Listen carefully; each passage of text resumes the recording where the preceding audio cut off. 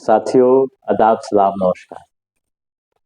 आज 23 अक्टूबर है।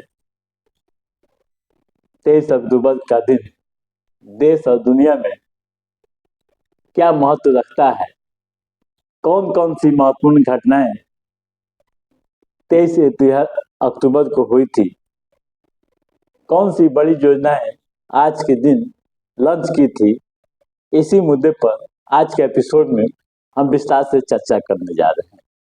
साथियों, 23 अक्टूबर की बात जब हम करते हैं तो कई तरह के सवाल, कई तरह की बातें दिमाग में आती है। वह 23 अक्टूबर का ही दिन था कि एप्पल कंपनी ने आज से 22 साल पहले, आज ही के दिन 2001 में अपना आईपॉड लॉन्च किया था। आईपॉड लॉन्च किया था। मोबाइल मार्केट में यहीं से एप्पल का सफर शुरू हुआ और आज एप्पल दुनिया की स्मार्टफोन निर्माता कंपनी बन गई। साथियों, बात 1997 की है, जब स्टीव जॉब्स एप्पल में सीईओ के रूप में काम कर रहे थे। जॉब्स एप्पल, ठीक है, स्टीव जॉब्स एप्पल में सीईओ के रूप में काम शुरू किए थे। उस समय डेस्कटॉप के मार्केट पर माइक्रोसॉफ्ट कंपनी का कब्जा था। डेस्कटॉप के मार्केट पर माइक्रोसॉफ्ट कंपनी का कब्जा था। एप्पल के पास कोई भी ऐसे लोकप्रिय प्रोडक्ट नहीं था जिससे वे बाजार में बने रहे।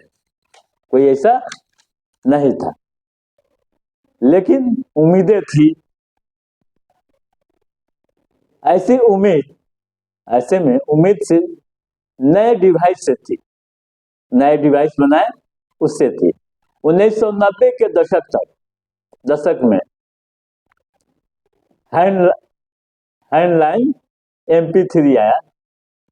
हैंडलाइन MP3 प्लेयर मार्केट में आ गया, ठीक है। स्टीव जॉब्स को लगता था कि इतिहास के पन्नों को खंगालते हैं, अगर अध्ययन करते हैं तो क्या सोचते थे स्टीव जॉब्स, यह पता चलता है।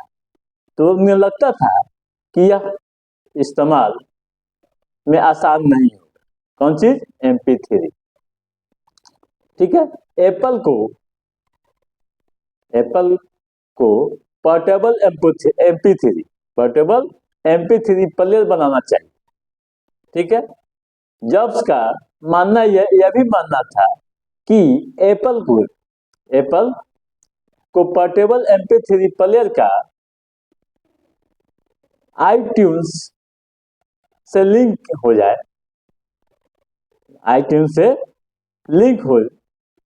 ताकि वह पैक कंप्यूटर का इस्तेमाल कर सके, लोगों को आकर्षित कर सके। ऐसा पैड बनाए, ऐसा कंप्यूटर में उसे इस्तेमाल करें लोग, ताकि लोग आकर्षित हो। इन बातों को ध्यान रखते हुए एप्पल कंपनी ने अपनी पहल शुरू की और आज क्या हुआ आप जानते हैं कि 22 साल के बाद नई दिशा देने वाली कंपनी बन गई।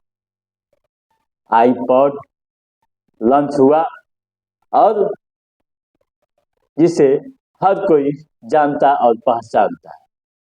साथियों, ये तो हुई एप्पल की बातें। आइए कुछ देश दुनिया की महत्वपूर्ण घटनाओं को भी जानने की कोशिश करते हैं। साथियों, आज ही के दिन 1850 ईस्वी को महिलाओं के अधिकारों को लेकर पहली बार अमेरिका में नेशनल वुमेन्स राइट कन्वेंशन हुआ था।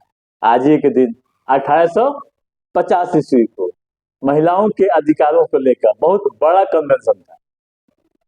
आज ही के दिन 2004 को जो जापान में भूकंप का बड़ा झटका आया था और 85,000 लोग बेघर हुए थे।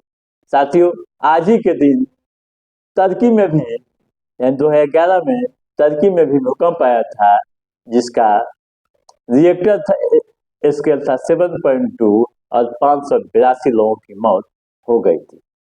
साथियों, इतिहास के पन्नों में और आगे बढ़ते हैं तो देखते हैं कि और क्या हुआ था। तो साथियों, आज ही के दिन 1943 ईस्वी को 1900 झांसी रानी ब्रिगेड की स्थापना, झांसी रानी ब्रिगेड की स्थापना हुई थी।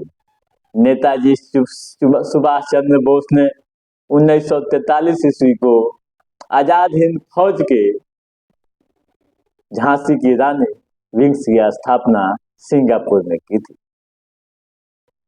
साथियों, आज ही के दिन 2008 में नया कंपनी विधेयक लोकसभा में पेश हुआ था।